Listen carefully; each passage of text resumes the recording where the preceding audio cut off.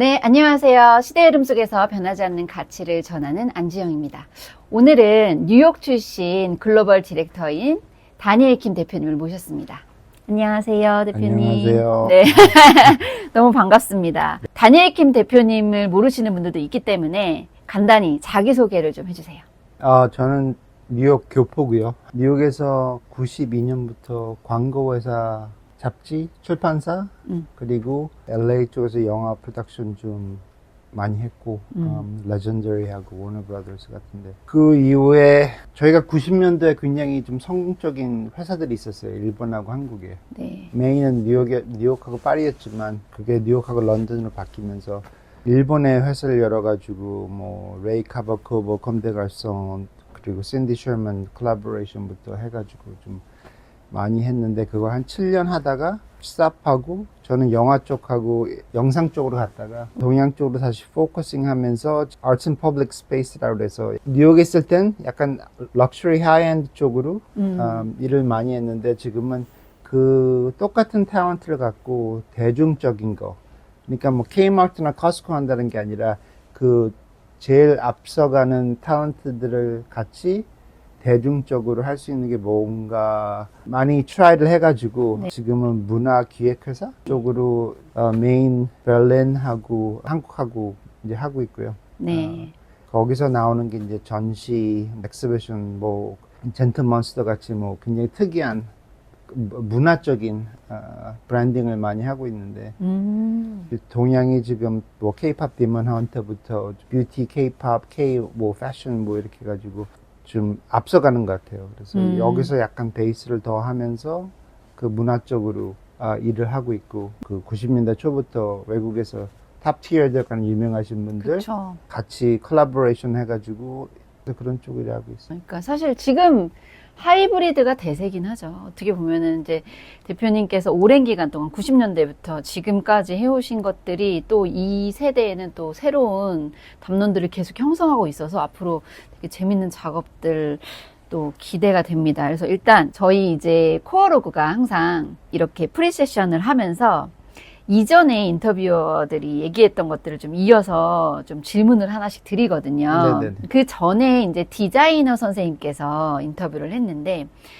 다음 세대에게 우리가 남길 질문에 대한 이야기를 항상 저희는 마무리로 하거든요. 네. 그때, 매일 반복해도 지루하지 않는 일을 찾아봤니? 이런 질문을 남기셨어요. 그래서 사실은 디렉터님 같은 경우는 정말 많은 아티스트를 만나셨을 거고 지금 하이한 아티스트도 많이 만나셨을 거고 그리고 이런 관계자들하고 조율하는 그런 자리들도 굉장히 많았을 거라고 저는 생각을 하거든요. 네. 그 과정 안에서 정말 디렉터님의 그 마음에 남는 진짜 즐거움은 뭔지 궁금해요. 이게 약간 쉬프트가 있었어요. 그래서 90년대만 봐도 인터넷이 나오기 전이고 모든 게 소중했고 다들 맞아요. 필름 찍고 디지털이 없었을 때는 예를 들어서 90년대만 해도 뉴욕에만 사진사가 3만 5천 명이 있었어요. 와.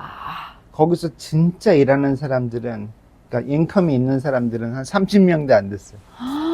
굉장히 치열한 그 상태에서 계속 경쟁해가지고 그래서 뉴욕이 어떻게 보면 약간 리딩하는 그 도시가 됐는데 거기서 살아남으려면 진짜 열심히 일을 해야 되고 24시간 저도 7년 동안 휴가 한 번도 안 가봤고 와우. 근데 그렇게 일이 많다는 거는 또 좋은 거잖아요. 일 안 찾고 다녀도 계속 들어오니까 하고 저는 뭐 패션 쪽, 영화, 전시 쪽 거의 있는데 자기 팀이 굉장히 중요한 거지. 혼자 하는 게 절대 아니에요. 그 어느 그룹에 껴있다는 게 굉장히 중요하고 어떨 때는 사진사가 달라고 어떨 때는 미술감독, 어쩔 때는 에이전트, 어쩔 때는 헤어 메이크업 다 달라져요. 근데 서로 이제 그룹으로 다니니까 그게 같이 올라가는데 다음 제너레이션에다 뭐 해야 된다는 그런 큰 얘기 같은 건 제가 못하겠지만 저도 이 조수들이 많잖아요. 그러니까 그렇죠. 걔네들도 뭐 거의 3개국어 하고 와. 좋은 미술대 나와가지고 근데 경험이 부족한 건데 그 경험이 중요한 것 같아요.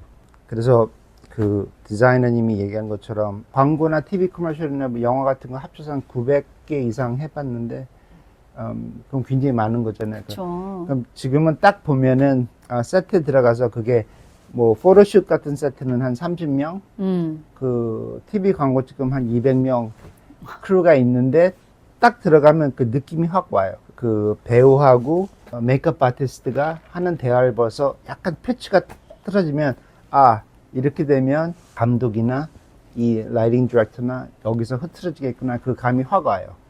근데 항상 제가 제 조수한테 얘기하는 건 계속 경험을 해봐야 된다고. 왜냐면 내가 너무 잘나서 그런 게 아니라 너무 많이 실수를 해봤기 때문에 그게 철이 딱 나와. 그래서 뭐 하나가 잘못되면 아 이게 한 5스텝 위에 진짜 촬영장에 들어가서 무슨 씬 할 때 이 케미스트리가 안 맞겠구나 이렇게 나오기 때문에.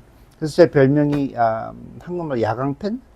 야광펜이요? 그 사람들 감독, 사진사, 헤어 메이크업, 모델들이나 배우들이 그 프로젝트에서 이해하고 가져올 수 있는 점들을 굉장히 좋은 쪽 막 끌어가지고 그걸 조합시켜가지고 디렉션을 해야 되잖아요. 그리고 요즘 광고는 90년대만 해도 그냥 프로젝트 받고 큰 버젯에 좋은 데 가가지고 사진 찍고 하면 되는데 2000년대 한 초에 큰 기업 뭐 LVMH나 구찌그룹이나 이런 사람들이 이제 전부 다 그 브랜드들을 소화를 시켰잖아요.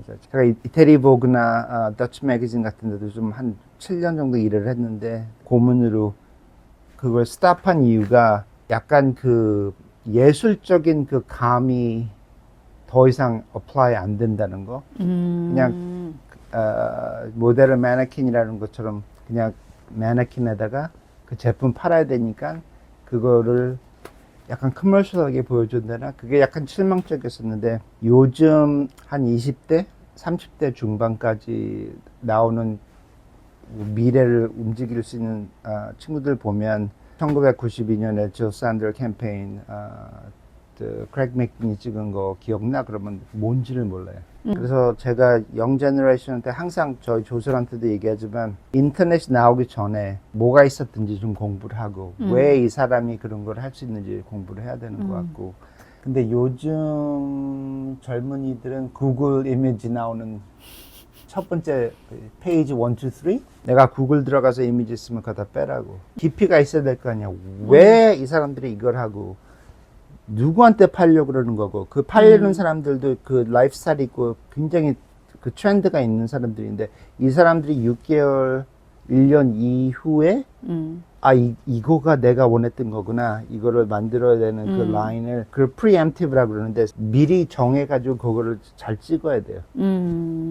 그래서 지금 뻔히 원하는 거, 요즘 인터넷 시대가 그런 거 같아요. 뻔히 그쵸. 원하는 거, 그냥 파는데, 만들고 파는데, 진짜 이 사람이 한 3개월, 6개월 과일이 익었을 때, 아, 내가 원하는 맛이 이거구나. 이거를 알든지 게스를 잘해가지고 거기에 대한 핵심을 넣어야지. 왜냐면 아무리 찍어도 광고 나오려면 몇 개월 걸리는데.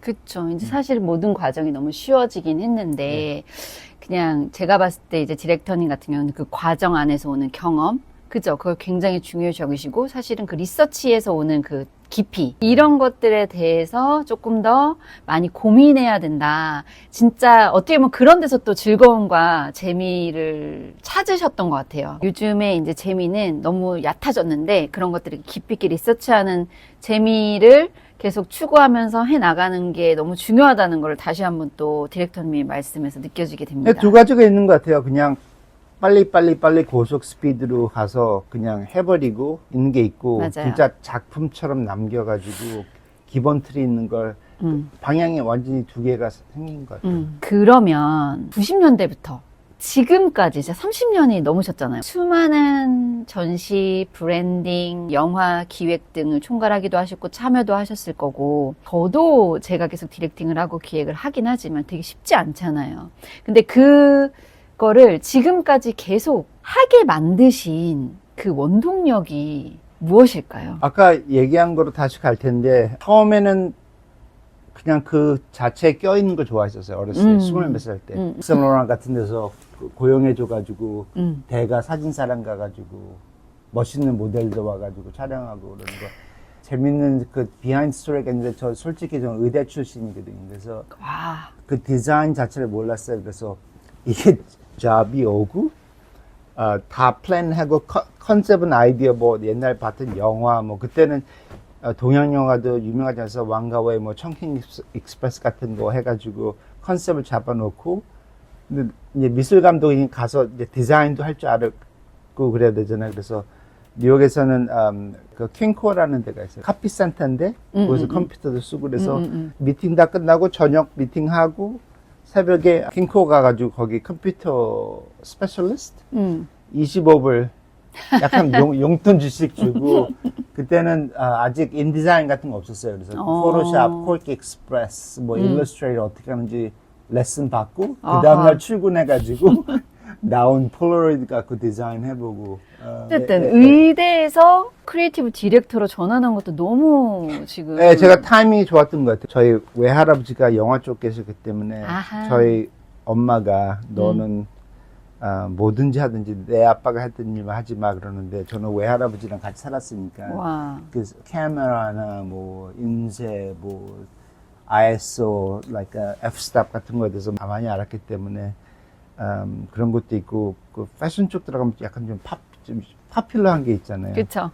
뉴욕으로 갔는데 그때가 뭐였냐면 90년대 초반에 진짜 이미지, 라이프스타일, 패션 뭐 이미지 쪽에 큰 시프트가 있었어요. 그래서 모델들이나 뭐 이미지들이 보면 얼빙 펜, 뭐 허브 리츠 이런 사람들 보면 그냥 가만히 서 있고 조각같이 만들어가지고 조명 때려가지고 사는데 저 때는 거의 지금 어떻게 보면 교육도 제대로 안 나오고 그냥 펑크락 같이 막 뛰어다니면서 머리 흐트러 놓고 뭐 클럽 나갈 때 자기 친구들 화장해 주던 사람들이 와서 화장해서 막 여기다 파란 칠해 놓고 막 근데 그 사람들 거의 화장 그 메이크업 아티스트 팻 맥그라스 같은 사람은 저하고 처음 일했을 때 진짜 클럽에서 놀다가 우리 광고 메이크업 봤을 때 지금 화장품 회사가 거의 4조인 것 같아요. 4조요? 왜냐면 핵심적이고 와우. 기본적인 나중에 배운 거지. 아하. 느낌을 먼저 줘가지고. 그러니까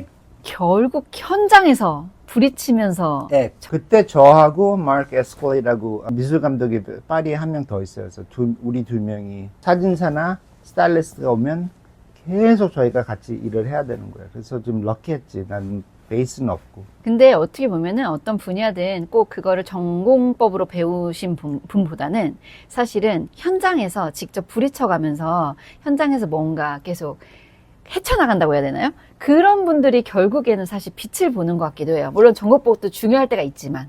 네, 그거는 있어요. 왜냐면 저도 거기에 대해서 젊은 제너레이션한테 항상 얘기를 하는데 너무 배우면 그 이상적인 걸 생각을 못 해요. 맞습니다. 그게 오른쪽 뇌, 왼쪽 뇌 이거 얘기하는 건데 그 숫자를 외워가지고 수학하는 사람이랑 숫자를 안 외웠는데 그냥 느낌으로 하는 사람이랑 아예 차원이 달라요.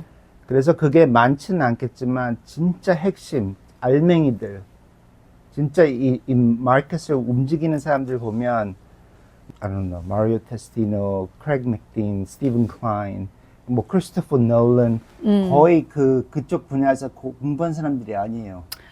그러니까 이게 사실은 해보면서 감각으로 느끼는 것이 저는 사실 이론보다 탁상에서 앉아가지고 진짜 물론 베이스는 전 되게 중요하다고 생각은 하는데 그 베이스를 깰 수 있는 능력치는 사실은 그 베이스를 다 했다고 해서 나오는 게 아니라 현장에서 나오는 것 같아서 저는 너무 공감을 합니다. 네, 그래서 좋은 미술 학교 다니는 것보다는 진짜 최고의 조수하는 게 훨씬 나아요.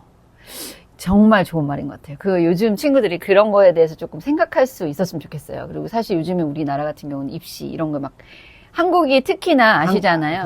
동양이 이게 세죠. like 뭐 증을 받아야지 뭐 하고 뭐 하고 싶으면 어디서 공부했어 이러는 게 있는데 그 맞아요. 누구 밑에서 일했다는 게 더 중요하지. 맞아요. 왜냐면 현장에서 봤기 때문에. 맞아요. 현장이 정말 중요합니다. 그러면 이제 유명한 분들하고 일을 하거나 해외에서 작품을 가져와서 전시를 하거나 이런 것을 사실은 어떻게 보면 제가 봤을 때는 데니엘 킴 대표님 같은 경우는 그걸 넘어섰다고 저는 생각을 하는데 이런 흐름이 있잖아요. 작고 큰 흐름들 안에서 이런 기획들을 하시고 계속 디렉팅을 하시고 뭔가를 만들어 오시고 결과물을 내셨잖아요. 근데 그 안에 저는 사실 가장 중요한 게 그 기준이라고 해야 되나요? 자기가 이것만큼은 타협하지 않는다라고 하는 기준들이 분명히 있을 것 같거든요. 아니면 중심이 있으실까요? 저는 감독 쪽이기 때문에 저하고 그 감독이나 사진사가 원했던 컨셉트가 그 클라이언트가 뭐 제작자가 이 버젯을 안 주면 우리 돈 써서 했어요. 그냥 와. 우리도 많이 벌었으니까 어. 그냥 그거 가서 이거 해도 되는 것보다는 우리가 꼭 원하니까 그걸 꼭 만들었어야 돼. 그래서 약간 대중적 커머셜하고는 좀 약간 떨어져 있는 거지. 우리는 우리가 원했던 이미지가 있었으니까. 그러면 기획했던 디렉터가 생각했을 때 맞다고 하는 방향에 대해서는 디렉터의 자금을 써서라도 그거를 완성하셨네요, 끝까지. 예, 저도 잡지 와우. 같은 거 했을 때 그 출판사나 그 디스트리뷰터가 꼭 원하는 그 프라다가 됐든 구찌가 됐든 꼭 원하는 게 있는데 우리는 그걸 원치 않는 거야. 벨기 디자이너들 많이 나오고 그랬을 때는 이게 훨씬 더 핵심적인데 이게 커버로 들어가면 이미지가 더 세질 텐데 굳이 메인 브랜드 넣어가지고 그러면 그냥 버젯이 없으니까 우리가 알아서 그냥 처리를 해버려요. 그러면 만약에 그렇게 했을 때 결과물이 만족스러우셨고 아니면 주변의 반응들이 어땠나요? 그게 너무 궁금한데요. 결과물은 만족스러웠는데 이제 출판사에서 그거를 진짜 커버로 넣어줄지 안 넣어줄지는 끝에 가서는 거기에 달리는데 제가 같이 일했던 더치 매거진한테는 약간 그 찬스를 많이 택했어요. 그래서 그쪽에서 나오는 이미지를 푸시하고 딱 4년인가 하고 문 닫은 회사인데 지금도 그 작년 9월에 그 프리스 때 젠틀먼스에서 연예인들 많이 데려와가지고 성수동 오프닝하고 그랬을 때 뭐 해밍웨이 손자하고 뭐 다 왔었어요. 그래서 걔네들도 계속 얘기는 더치 매거진 왜냐면 그 피네클역에서 진짜 핵심적인 걸 누른 상태잖아요. 만약 그쵸. 제가 그걸 보고를 했으면 할 수가 없어요. 왜냐면 광고주들이 너무 많기 때문에. 그래서 두 개를 같이 해야 될 것 같아요. 대중적인 거 맞아요. 그리고 찌를 수 있는 거. 근데 그게 참 또 쉽지가 않아요. 대중적인 거와 어떻게 보면 아트 영역 그런 걸 지켜간다는 게, 그러니까 대단하신 거죠. 그거를 지켜왔다는 게. 약간 미련한 거지. 대단한 거보다는 처음에는 그쪽에서 대중적인 뭐 큰 보그나 프라다 뭐 입사로랑 그쪽에서 원하는 이미지가 딱 박혀 있으니까 그 틀 안에서 해야 되는데 제가 어렸을 때는 그거를 벗어나려고 쓸데없이 싸움하고 해고도 많이 당했고 그러는데 이제 나이가 드니까 이 사람들은 요 기준에 맞춘 대신 약간 어떻게 보면 케이크 위에 그 데코레이션은 조금 다르게 하는 그 정도? 근데 이거 하는 동안 페이는 높으니까 페이가 적더라도 내가 하고 싶은 거 팀 꾸려가지고 우리가 직접 돈을 쓰더라도 이렇게 만들어가서 그걸 유지하는 거지. 근데 그래서 이제 그 식으로 가는 사람들이 어떻게 보면 성공 많이 해요. 왜냐하면 끝에 그쵸. 가서는 사람들이 프라다 광고 기억 못 해요. 그렇죠. 어떤 잡지에서 뭐 키하는 거 했든지 영화에서는 인디 영화 한 거 기억하지 뭐 큰 영화 했다고 기억을 안 해. 그거 밸런스를 맞추고 이제 약간 프라임타임 지나시던 대가들 분들 저희보다 나이 훨씬 높으신 분들은 이제 약간 전시나 이런 쪽으로 가는 거지. 레거시 쪽으로 가는 거지. 그 이름을 남겨야 되고 그 이름 미닝이 뭔가. 이 경험이 많다는 게 자랑이 아니라 경험을 많이 해보니까 이 문화사업 쪽에 특이한 점들이 있어요. 그래서 아까 얘기한 것처럼 90년대 뉴욕에 사진사가 35,000명 있다고 그랬잖아요. 네. 그래서 거기서 3%? 몇 명도 안 돼요. 나머지는 진짜 좋은 날이면 피자 한 조각 먹을 정도로 배고프게 일하고 거기 위에 올라가려고 그러는데 그 다양하게 일을 해보니까 진짜 티어 1 알맹이들하고 일해보면 달라요. 걔네들이 뭐 비싸든 욕을 하든 굉장히 힘들게 하든 뭐 이거 아니면 안 할래 이런 점들이 많은데 다들 척해가지고 나도 사진사 할래 나도 감독할래 이런 거 많은데 진짜 알맹이들이 하는 거 보면은 이 약간 거의 귀신을 씌우는 것 같이 이들 자기들이 아바타가 돼서 그거를 이 영화나 그 모델들한테 입혀가지고 자기가 원하는 점을 싹 빼오든지 아니면 이 전체적인 환경을 매니플레이션 해가지고 언제 정지시켜가지고 그때 캡처해야 되는지를 알아요. 어떻게 보면 진짜 그 한 끗 차이죠. 다 비슷한데 제가 봤을 때 그 감각, 그 어떤 그런적인 부분은 진짜 한 끗 차이. 그 한 끗을 사실 어떻게 보여주느냐? 이 기준이 될 수는 없겠지만. 아니 근데 이 사람 몸에 배 있어가지고 뭐 마리오 테스티노 같은 사진사는 지금 거의 은퇴 수준으로 레거시 뮤지엄 프로젝트만 하고 저희도 내년에 아마 한국에서도 전시할 것 같은데 이 사람은 굉장히 그 약간 사람 눈에서 사진 찍을 때 밑으로 하면 사람이 그 영웅처럼 보여요. 약간 위로 올라가면은 좀 submissive, 약간 좀 뭐가 약해 보이고. 약해 보이고. 그래서 이 사람은 약간 위에서 찍는 사람이야. 아. 그래서 사람 약하게 보는데 그 여자들을 스타일리스트로서 굉장히 센 캐릭터들 만들어놔. 그 다음에 딱 앵글만 잡아가지고 눈빛에서 나오는 그 핵심적인 에너지 있잖아. 네. 그걸 누르는 거야. 그러니까 그 사람만 갖고 있어. 그 룩은 대단하게 남성적인데 네. 보는 점은 거의 소녀 보듯이 그런 식으로 하는 사람이 있고. 되게 크고 작은 프로젝트 안에서 많이 움직이신 것 같은데 사실 이런 거 안에는 또 수많은 그 이해관계도 있고 그 문화 차이. 문화 차이도 있고 그 뒤에 홀로 또 감당해야 하는 그런 어떤 순간들도 있잖아요. 프로젝트를 진행하면서 좀 홀로 감당해야 될 때 이런 고민했던 순간, 좀 고독했던 순간 이런 것들이 있으셨을 것 같아요. 그런 것들이 있었다면 어떤 것이고 또 그런 거를 극복하는 본인만의 노하우 이런 것이 있다면 뭘까요? 자기 주변에 누가 있는지, 자기 오른팔, 왼팔이 누군가 굉장히 중요한 것 같고요. 특히 첫 번째 조수도 그렇고. 저는 제 와이프가 이사라서 항상 얘기를 하지. 나 이거 기분 나쁜데 이거 어떻게 해야 돼? 이 사람들 생각 이런 식으로 일을 하는데 이해가 안 가. 그러면 그게 답이 맞든지 안 맞든지 그 자기가 믿는 사람에 대한 그 opinion 네. 들어주면은 느끼잖아요. 그렇죠. 이쪽이 맞구나. 내가 틀렸구나. 이건 더 맞춰줘야 되겠구나.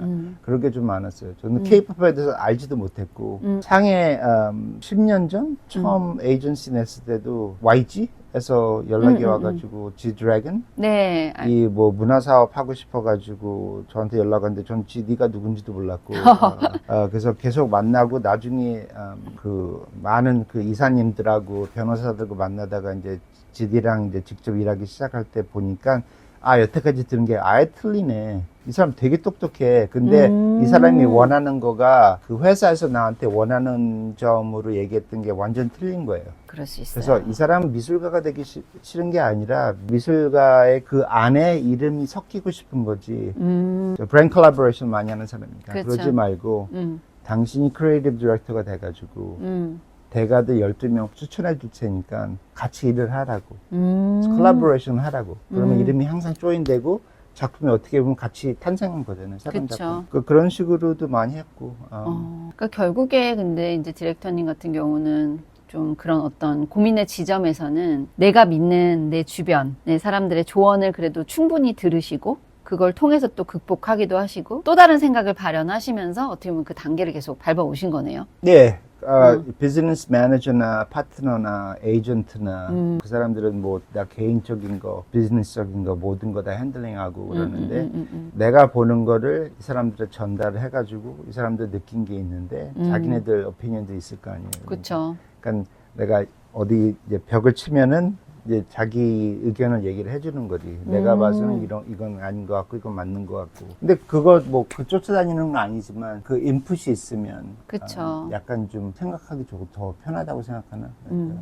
맞습니다. 역시 주변에 어떤 사람이 있느냐도 되게 중요한 것 모든, 같아요. 예, 우리 쪽 맞아요. 비즈니스는 뭐든지 팀이 되게 중요해요. 저도 그렇게 생각합니다. 저는 요즘 시대는 더더욱 내 주변에 어떤 사람들이 있고 어떤 팀이랑 함께하고 어떤 사람들하고 같이 일을 하느냐가 더 중요해지는 것 같아요. 왜냐면은 이제 다음 질문으로 넘어갈 텐데 이렇게 정말 AI가 뭔가 뚝딱뚝딱 그것들을 꺼내주잖아요. 이런 시대에 이제 디렉터로서 인터넷 전부터 지금 이렇게 AI 시대까지 올 때까지 모든 걸 정말 현장에서 지켜봤을 때 이 AI가 지금 이렇게 발달하고 더 앞으로 발달할 시대에 이런 시대에는 어떻게 해나가면 좋을까라는 고민도 하셨을 것 같아요. 그거에 대해서 사실 어떤 감정이 드시는지 아니면 어떤 생각을 갖고 있는지 너무 궁금해요. 저도 AI, 디지털 프론티어 그런 거는 굉장히 좀 관심이 있어가지고 어느 정도는 try 해보고 네. 사용을 해보는데 지금 2025년, 26년 에이전 같은 거 쓸 줄 아는 사람들 몇 명 아니면 그건 있는 것 같아요. AI가 활성되는데 지금 큰 회사들이 뭐 Grok, 뭐 OpenAI, Claude 지금 어떻게 보면 약간 모든 전 세계 사람들이 보충 서비스 해줘야 된다고 그러나? 왜냐하면 AI도 이제 지식이 날려면 굉장히 많은 variation을 배워야 되는데 지금은 뭐 날씨 어때? 이게 뭐야? 이 정도지만 그거 하나하나가 뭐 수천만 개가 모이면 어느 정도 그 형태가 생기는 거잖아요. 그래서 지금은 아직까지는 AI는 사람들한테 습관적 생각하는 걸 빼내가지고 하고 약간 고수들은 그걸 이제 이용해가지고 맞습니다. 에이전트를 만들어가지고 자기가 원하는 걸 프로세싱을 하고 이런 세대 같은데 뭐 일론 머스크도 그러더라고. 한 2년, 3년 안에는 그냥 메가 AI 브레인이 생겨서 이제 컨트롤할 수 있을 것 같다 그러는데 제가 봐도 너무 빨리 진행되니까 네. 그리고 저희 같은 사람들도 그렇게 많이 필요는 없지만 근데 그건 있는 것 같아요. Like 지금 내가 뭐 조수 팀을 한 20명 움직였으면 지금 한 5명만 움직여도 훨씬 더 맞아요. 일 빨리 할 수 있어요. 지금 저도 이제 현장에서 저도 AI를 적용하고 또 교육도 하기도 하고 저도 연구도 하기도 하고 하는데 오히려 이 레벨 차이가 여기에서 여기인 것 같아요. 에이전트를 활용해서 더 연구하고 더 그걸 잘 활용하시는 분들도 있지만 제가 현장에서 봤을 때 조금 충격을 받은 게 정말 모르시는 분들은 네이버 수준으로 그냥 검색, 그냥 뭐 단편적인 질문 맞아요. 그 안에서 이거 뭐 머물어요. 번역해 주세요. 뭐. 그리고 거기에서 넘어서지를 못하시는 것도 생각보다 많아서 저는 제가 막 연구하다 보니까 사람들도 이 정도는 알겠지? 이 정도는 인지하고 AI를 쓰겠지라고 생각을 하는데 실제 현장에서 보면 생각보다 그렇지 않더라고요. 아예 그렇지 않아요. 한 99%는 프롬프팅도 제대로 못 써요. 그래서 지금이 또 기회가 아닐까 하는 생각도 굉장히 많이 하고 있어요. 그러면 사실은 이런 AI가 이렇게 이제 격차를 만드는 시대잖아요. 근데 이제 앞으로 사람들이 어떻게 인식하느냐에 따라 좀 다르겠지만 그러면 이런 시대에 인간이 기획자로서 아니면 디렉터로서 저희가 좀 그래도 이것만큼은 놓치지 말아야겠다. 아니면 우리가 이것만큼은 그래도 좀 단단히 붙들고 있어야 되겠다라고 생각하는 인간만이 가져야 할 코어라고 해야 되나요? 그런 것은 무엇이라고 생각하세요? 저는 놓친다고 생각 안 하는 것 같아요. 음. 그 약간 기본적이고 이거 만들고 저거 만들고 번역하고 뭐 이거 만들고 그런 거는 네. 기본적인 일이고 그거는 솔직히 약간 더 빠르고 그러지만 사람이 할 수 있는 그 느낌이 있잖아요. 그리고 디자이너가 됐든 뭐 감독이 됐든 그 사람들이 갖고 있는 느낌을 이 작품에 소화를 시키는데 몇십 년 지나면 모르겠지만 아직까지는 그 디지털 상황에서 그걸 대신해 줄 수 있는 사람은 없는 것 같아요. 그래서 만약 요즘 젊은 애들은 거의 쇼츠 보고 AI로 만든 뭐 드라마 같은 거 70분짜리 뭐 2분짜리 막 보고 그러는데 보면 뭐 표현력이나 그런 게 그냥 없잖아. 오히려 어떻게 보면 만화책 보는 사람도 자기 느낌을 거기다가 넣는데 그래서 그거는 뒤로 빼든지 뭐 내 거 이거 아니면 안 될 것 같아 그럴 필요가 없는 것 같아. 그거는 사람만 줄 수 있는 느낌이기 때문에 한 가지는 만약 우리가 뭐 5년 10년 지나가지고 너무 이건 젠지 그 이후 제너레이션이 우리는 그런 뭐 느낌이나 약간 특이한 가치 필요 없어. 그러면 다 그쪽으로 갈 수 있겠지. 그러면 이제 미술이라는 자체가 그쵸. 죽는 거죠. 그렇죠. 예술 자체가 어떻게 보면은 그 기생충 보세요. 봉준호 감독이 한 거 그거를 만약 스티븐 스필버그나 뭐 크리스토퍼 놀란도 쓰면 똑같은 스크립이라도 아예 다르게 나와. 그럼요. 예. 맞아요. 뭐냐 포인트 오브 뷰가 다르기 때문에 느낌이 다르고 그러니까 어떻게 보면 액센트 자체들이 달라지고 평균적인 건 똑같지만 그게 다르기 때문에 그거는 제가 봐서는 AI가 테이크오버 하는 거는 대중적인 거를 떠나서는 아예 멀었다고 생각하고 사람이 살아있는 동안 특히 그 얼리 어답터들이나 뭐 특이한 디자이너들 추구하는 사람들이 봤을 때는 그 특성 그게 없으니까 이 사람들하고는 아예 관계가 없을 것 같아요. 생각을 안 할 것 같아요. 그래서 뭐 한 60, 70%는 대중적으로 그냥 펌핑 아웃 하고 나중에는 꼭 그 스페셜한 그 30%들 꼭 있을 것 같아요. 맞아요. 그러니까 결국엔 사람의 감각, 사람의 생각, 사람이 가지고 있는 그런 어떤 아까 말씀하신 에너지, 이게 다 개성 이런 게 그냥 그 자체가 코어다라는 그리고 거잖아요. 사람이 하면서 응. 실수가 많잖아. 근데 그게 약간 좀 페리 더스트처럼 매직이 될 수 있잖아요. 그게 너무 정확성이 너무 뚜렷하면 재미없어. 진짜 그것만큼은 기획을 할 때도 사실은 이제 AI 활용이 뭐 이제는 그냥 일상화가 되기도 했고 너무 많이 활용을 하고 있는데 기획자로서 이런 기술들을 사실 어떤 태도로 바라보고 활용을 해야 될까요? 이게 활용하는 거가 사실 되게 중요하다고 생각하는데 너무 사람들이 진짜 얕게 활용을 하기 때문에 그런 거에 있어서 이제 그래도 우리 디렉터님의 해안이라고 해야 되나? 이렇게 활용하는 것이 좋지 않을까? 아니면은 이런 방향을 가지고 기술을 좀 더 응용한다거나 이런 방향, 기획자로서 어떻게 바라보시는지. 지금은 AI 쪽이 확실히 도와줄 수 있는 거는 그 프로젝트 하나 할 때마다 그 다큐가 많잖아요. 문서 같은 게 굉장히 많으니까 네. 그거 정리해주고 너무 많은 사람이 프로젝트에 들어가니까 뭐 만약 뭘 추리고라는 걸 굉장히 잘할 수 있는데 이미지 쪽이나 영상 쪽으로 가면은 완성품 보는 건 아닌 것 같아요. 그 대신 하나 좋은 건 팀한테 PT하라는 것처럼 많은 옵션을 볼 수 있을 것 같아요. 한 80% 뭐 50% 모자르더라도 보면은 그 영감이 나오잖아요. 그러면 더 가이드라인을 짜가지고 타이트하게 더 타이트하게. 근데 끝에서는 아직까지는 수동으로 만들어야 될 것 같고 거기에 들어가는 재료들은 AI가 만들어줄 수 있을 것 같은데 전체적인 느낌이나 이런 거는 옛날식으로 우리 팀이 만들어야 될 것 같고 그 대신 굉장히 빨라지죠. 왜냐하면 뭐 옵션 한국말로 시안이라고 그러나 그런 네. 거 볼래도 그냥 빡 5분 10분이면 나오니까 보통 막 4일 5일 걸리는 게 맞아요. 사실 어떻게 보면 이제는 그게 정말 잘 활용하는 방법 중에 하나는 확실한 게 예전 리서치하고 시안 만들고 뭐 그거 하는데 막 진짜 막 매달려가지고 엄청 오래 걸렸는데 이제는 AI를 활용해서 그걸 잘만 사용을 더 한다면은 사실 그런 시안을 만드는 거는 어떻게 보면 더 다양한 시안 안에서 인간의 인사이트를 또 그 시안들 속에서 또 찾아낼 수 있는 시간을 단축하는 그런 의미에서 좀 더 똑똑하게 사용하면 좋지 않을까. 네, 그리고 좀 일본 감독도 제가 좋아하는 사람 몇 명 있는데 이 와중에서도 그 AI 프롬프팅부터 굉장히 그 AI를 잘 써가지고 진짜 재미있는 자기 개성적에 딱 맞는 그 이미지를 만드는 그 감독들이 있지만 많은 작품은 없지만 더 나올 것 같아요. 약간 그쵸. AI 감독들. 맞아요. 그게 이제 엄청난 고민에 의해서 사실 나와야 한 끗 차이가. 그것도 결국 똑같은 것 같아요. 근데 자기네들 스타일을 습시킬 수가 있는 거지. 그리고 테이스트도 있어가지고 스토리텔링도 잘 되고 비주얼도 멋있고 음악도 좋고 막. 그게 결국에는 사실은 저희가 계속 강조하고 있는 게 하나 있거든요.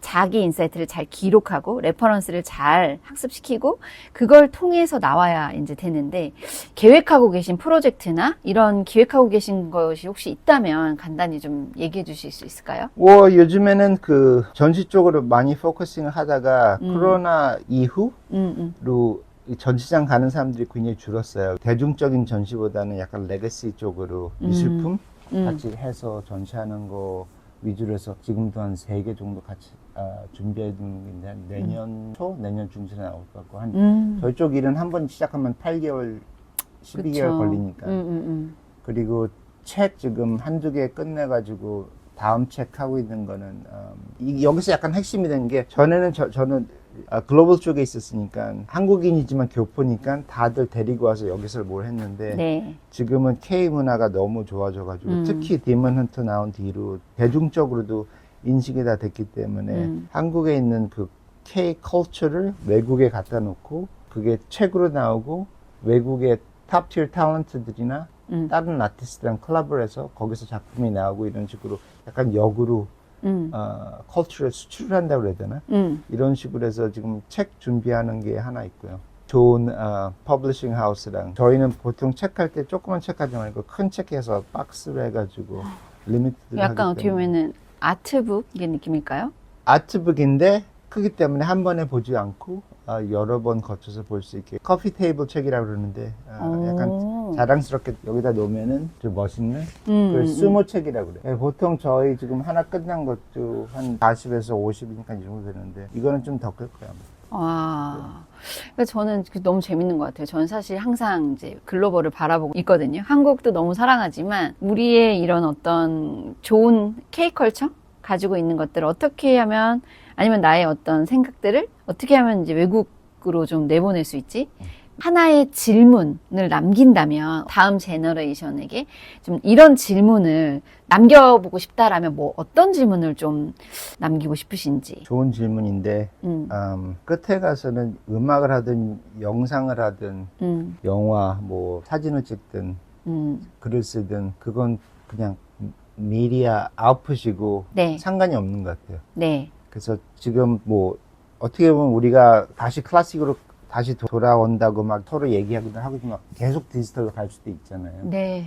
그래서 디지털이 됐든 애널로그 됐든 두 가지가 있는 것 같아요. 자기가 좋아하는 거 레퍼런스가 좀 좋아야 될 것 같아요. 왜 뭐가 여태까지 이렇게 왔나 그거를 이해를 할수록 그 깊이가 높아지는 것 같고 다들 너의 그 에센스 나의 한끗 차이가 한 끝. 뭔지를 알아야지 그게 영화가 됐든 인스타그램이 됐든 음악이 됐든 그게 디퍼런스 할 것 같아요.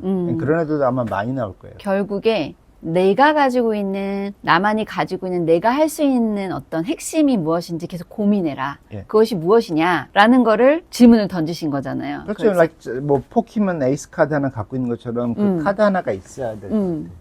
진짜 너무 중요한 말인 게 뭐냐면 요즘에 제가 이제 학생들을 많이 만나잖아요. 저는 또 학교에서도 강의를 하고 하니까 그런 생각을 안 해. 내가 가지고 있는 게 뭐지? 내가 잘하는 게 뭐지? 내가 조금 다른 게 뭐지? 나의 한 끝은 뭐지를 인식을 하는 친구들이 많이 없어요. 그래서 그 질문을 모두가 한번 생각해 봐야 될 것 같아요. 그리고 지금 길을 잃은 사실 중장년층 분들도 많으시거든요. 다들 그 점인 것 같아요. 그리고 너무 빨리 뭐가 바뀌니까 그거 쫓아가는 게 바쁘지 핵심이 없는 것 같아요. 생각할 시간을 못 가지는 것 같아요. 근데 저도 뭐 6살, 9살짜리 집에 애들 2명 있지만 걔네들 보면은 그런 거를 상관 안 하거든. 걔네들은 맞아요. 핵심이 있어. 그러니까 오히려 보면은 지금 학생들은 지금 하는 대로 그렇게 갈 거고 오히려 그 다음 제너레이션 애들은 그게 있을 것 같아요. 왜냐면 걔네들은 지금 테크가 새로 생기든지 업데이트가 되든지 상관을 안 하거든. 자기가 원하는 거 하기 때문에. 아, 맞아요. 아무튼 그래도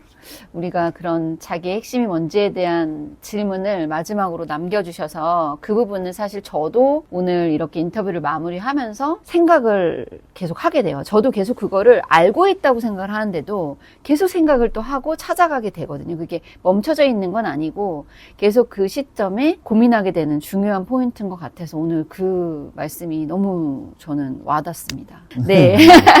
오늘 세월의 흐름? 그 흐름 속에서 글로벌한 이제 디렉터님하고 얘기할 수 있어서 저도 너무 영광이었고요. 저기 카메라를 보면서 오늘 마무리를 좀 하도록 하겠습니다. 네. 감사합니다. 아이고, 너무 고맙습니다. 멋있어요. 네. 안녕.